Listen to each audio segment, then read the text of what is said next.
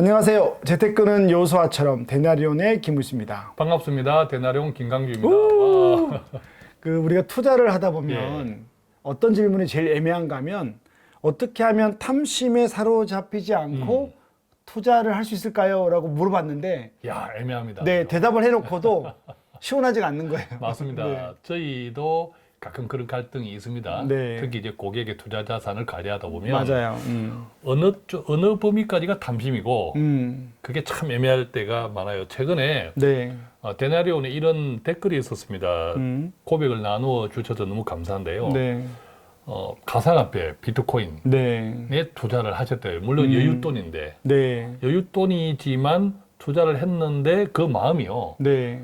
가상화폐가 수익률이 높을 거라고 기대했기 때문에 많은 돈을 벌면 교회도 돕고 네. 또 독립해 나가는 목사님도 돕고 아우. 다른 좋은 곳에 쓸 거야. 그런데 음. 우리 크리스찬들 보면 대부분 돈을 많이 벌고 싶은 마음 가운데 이런 마음이 대다수 있어요. 그죠?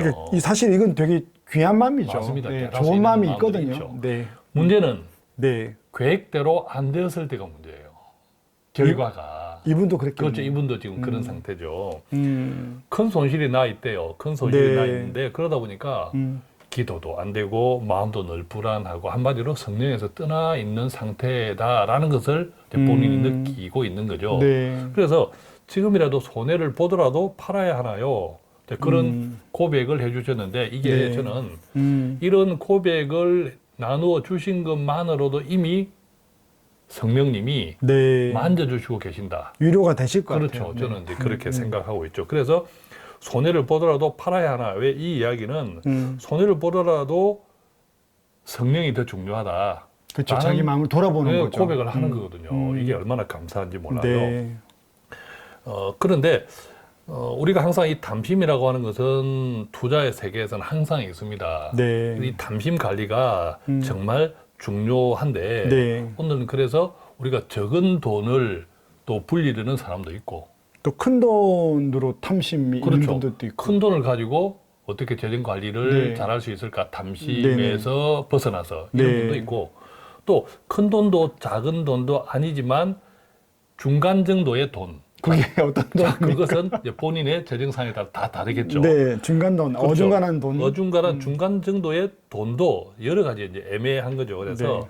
오늘은 이제 그런 것들을 좀 나누어서 해보려고 하는데요. 네. 이제 가장 원칙적으로는 우리가 너무 단기에 고수익을 바라는 것은 우선 탐심이라고 생각을 해요.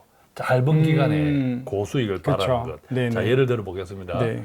100만 원이 있어요. 지금 적은 돈으로 불릴 때 탐심 일단 경우. 적은 돈부터 네, 한번 해봅니다. 1번. 네. 100만 원이 있어요. 100만 원, 그 네. 100만 원이 있는데 1년 동안 네. 10만 원만 내가 벌어야겠다라고 할 때 어떻습니까? 당장의 느낌은 1년에 10만 원요? 예. 에게. 그죠? 이게 아마 누구도 네. 탐심이라고 그럼요. 생각하지 않을 거예요. 아니 1년 동안 10만 원밖에 못 버는데요. 100만 원을 네. 10만 원을 내가 1년 동안 100만 원으로 불릴 거야라고 하면 아무도 이걸 탐심이라고 생각하지 않아요. 그렇죠. 돈 10만 원은 뭐 그렇죠. 밥 한 끼 몇 명 모이면 없어지는 건데. 그런데 냉정하게 보면요. 이게 수익률로 따지면 연 10%. 그럼 어마어마한데요. 그렇죠. 네. 상당히 큰 수익이에요. 우리가 은행 이자를 생각해 볼게요. 요즘 은행 이자가 높아졌다 하더라도 5%라고 치면 그렇죠.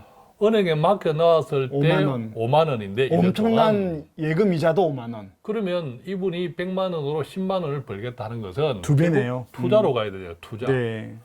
투자해서 1년 동안 10%는 이게 대단한 고수익이에요. 제 입장에서는 꿈의 수익률입니다. 맞습니다. 네, 솔직히 매년 10%는 알지 않습니까? 어렵습니다. 예, 그래서 이 적은 돈으로 불리려 할 때 오히려 탐심에 사로잡히는 경우가 많아요. 아, 그렇겠네요. 이거 그죠? 잘 몰라서 그럴 수도 있고. 잘 몰라서 정서적으로 100만 원에서 내가 1년에 10만 원 불리는데 그게 무슨 탐심이야.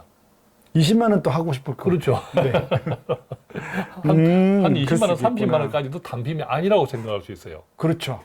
그죠? 네. 그런데 이게 아. 엄청난 탐심이다라는 거죠. 그런데 아까 비트코인 가상화폐도 마찬가지지만 100만 원으로 내가 1년 동안 뭐 10만 원, 한 20만 원 정도 벌어야겠다. 별로 탐심은 아닌 것 같아. 그런데 그게 성공하는 경우도 있잖아요. 성공하면 경우도 되게 있어요. 무서워요. 맞아. 이 성공해도 이게 문제인 거예요. 네. 왜 문제일까요? 제가 청년들 중이나 신혼부들 중에 지금 말고요. 한참 증시가 좋을 때 상담하러 온 분 중에 다는 아닌데 한 두 분이 저한테 기대 수익률을 물어봤어요. 예. ETF를 하면 기대가 얼마에서 저는 개인적으로 평균 7%에서 연 7%에서 10%면 난 제가 자랑스럽게 이야기했거든요. 나는 훌륭한 사람이다 라고 했는데 에게 그거 하루에 자기가 수익을 낸대요. 그러면서 갔어요. 네. 성공한 경험이 있는 거죠. 그죠. 성공한 경험이 있는 거죠. 네. 그런데 조금 전에 그 사례처럼 그런 경험이 있지만 그런 경험이 계속 반복될까요? 절대 아니거든요. 그렇죠. 절대 아니거든요. 그래서 이런 것이 성공해도 문제다. 왜냐? 담심이 익숙해지기 때문이죠. 우습게 보더라고요. 그렇죠. 우습게 연 보죠. 10% 밑에를. 네. 그래서 아까 이제 가상화폐 그분도 만약 그것이 성공했다면 오히려 나중에 더 큰 문제가 생길 수 있어요. 계속 그것만 할 것 같아요. 맞습니다. 다른 그래서 비트코인을 큰 돈을 벌었는데 번 돈을 뭐 11조도 많이 하고 또 기부도 많이 하고 했어. 그러면 그 경험 때문에 또 그 정도 기대치를 가지고 투자를 해요. 평생 그렇게 하겠죠. 그렇게 하다 보면 다 없어질 수 있는 거죠. 성공하지 못할 가능성이 훨씬 크죠. 더 위험해지는 더 거죠. 위험해지는 거죠. 그래서 작은 돈일수록 투자보다 돈을 모아가는 과정이 중요해요. 투자 수익률이 중요한 것이 아니라 돈을 100만 원에서 200만 원이 되고 300만 원이 되는 이렇게 모아간다는 것은 투자 수익률이 아니라 목돈을 모으는 맞습니다. 거죠. 우리가 종잣돈이라고 하죠. 정기 적금. 정기 적금은 투자가 아니죠. 원본이 안전하게 보존되죠. 맞습니다. 그러면서 적금 이자가 생기잖아요. 그래서 돈은 조금씩이라도 불어납니다. 근데 여기서 이제 배우는 게 있죠. 기다리는 경험, 인내하는 맞습니다. 경험, 또 목돈이 모일 때, 만기 때 그 기쁨이 있거든요. 또 내가 1년 동안 또 2년 동안 3년 동안 어떤 종잣돈 마련의 계획을 딱 잡고 목표를 세웠으니까. 목표를 세우고 나중에 그 목표에 도달하면 내가 이루었노다. 이건 수익의 문제가 아닌 것 같아요. 이루었도다 하는 이 만족감, 경험.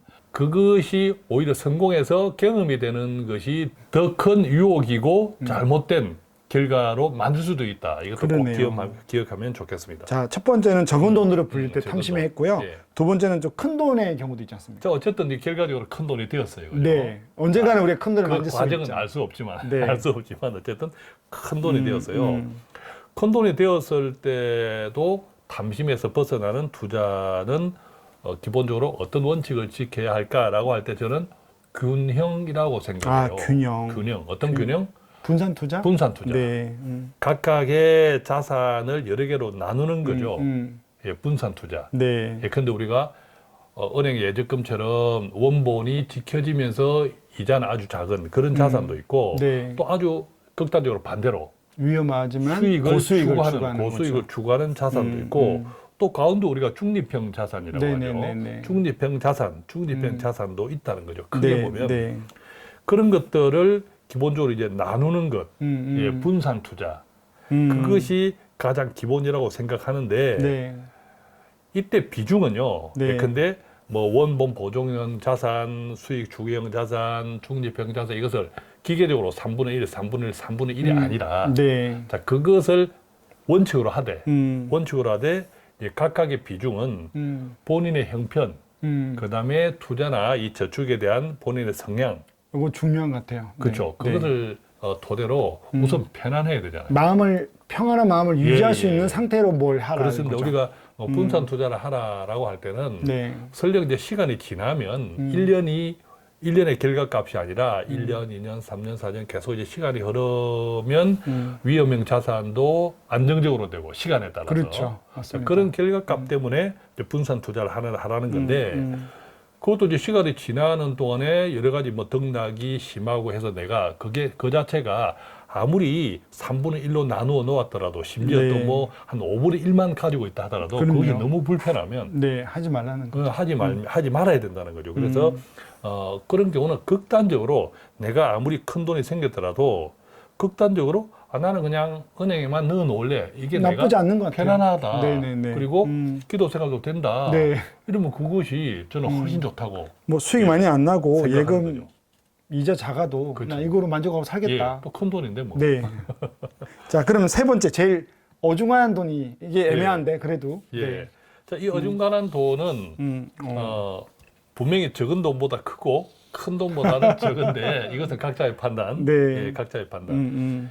이때 탐심에서 벗어나는 게 투자 관리는 재무 목표가 중요한 것 같아요. 아, 재무 목표가 목표. 중요하다. 예, 목표가 중요하다. 우리가 보통 보면 사회 초년생들도 100만 원에서부터 시작하잖아요. 네. 특별히 뭐 부모님으로부터 큰 돈을 받은 경우가 아니라면 이 100만 원부터 시작하지만 나중에 매덕이 되는 경우가 있죠. 그렇죠. 시간이 지나고, 그죠? 시간이 지나면서 뭐 매덕이 되는 경우인데 이때는 재무 목표, 즉 그때는 목표별로 예컨대 뭐 10년 후에 뭐 집을 지금 전세에서 소유한다든지, 그죠? 또 나중에 자녀들이 나중에 커서 또 경제적인 지원이 필요한 경우도 있잖아요. 네, 네. 또 나의 노후 준비. 그렇죠. 준비한. 네. 보통 이제 중간 정도의 자산은 나이도 얼추 한 40대. 네, 네, 네. 예, 그렇겠네요. 그러니까 그때는 충분하게 한 10년, 20년 또 20년, 30년 후에 여러 가지 이벤트가 돈이 필요한, 있으니까. 그죠? 예, 목표까지 네. 잘 나누어서 네. 그 목표에 맞는 적절한 저축이나 투자 상품 네. 이렇게 이제 선택해 나가면 네. 설령 그 과정 중에서 경제나 이런 것들이 뭐 흔들리고 변동사항이 있더라도 자기 목표를 추구해 나가는 거니까 목표만 굳건하게 붙들고 나아가면 네. 훨씬 불안도 훨씬 적어지고 네. 더 안정감이 생기지 않을까 생각해서 네. 가운데 자산, 중간 정도의 자산 때는 특히 한 40대 이때는 재무 목표를 보다 명확하게 하는 것. 그건 재무 목표에 맞는 저축이나 투자 상품을 명확하게 선택해가는 것. 네. 그것이 가장 중요하지 않을까 생각을 합니다. 네. 그러면 일단 마지막 팁. 종합적으로 볼 때 예, 탐심에서 벗어날 최고의 상품도 있다고 그러거든요. 그렇죠. 우리가 이 모든 투자 상품, 투자 방법을 종합적으로 할 때 네. 저는 이것이 아마 우리 센터장님보다 항상 같이 동의하는데 네, 네. 하나님께서 가장 기뻐하시는 투자 방법은 제일 평안한 방법. 예. 네. 하나, 둘, 셋 같이 해볼까요? 네. 하나, 둘, 셋. 적립식 투자. 네. 매달 적금식 투자예요. 네, 맞습니다. 매달 적금식 투자. 저축이 아니고 이때는 투자입니다. 네네. 투자인데도 탐심에서 벗어날 수 있는 것은 매달 꾸준하게 적금을 하면 적금식으로 투자하면 어떤 효과가 있을까요? 기다릴 수 있죠. 맞아, 기다릴 수 인내가 나야 돼. 인내가 있어야 인내, 되죠. 그죠? 인내. 그리고 또 뭐 5만 원이건 10만 원이건 정말 성실해야 되거든요. 맞습니다. 네, 고객들 제 자녀들 학자금 20년 넣은 거 보면 예. 15년 세월을 맞아요. 10만 원 예. 넣었는데 큰 게 되니까. 예. 그리고 이게 또 믿음이 필요한 것 같아요. 맞아. 시간에 대한 믿음. 예. 결국 기다린다는 것은 시간이고 네. 우리가 여리고 성이 무너지는 것처럼 네.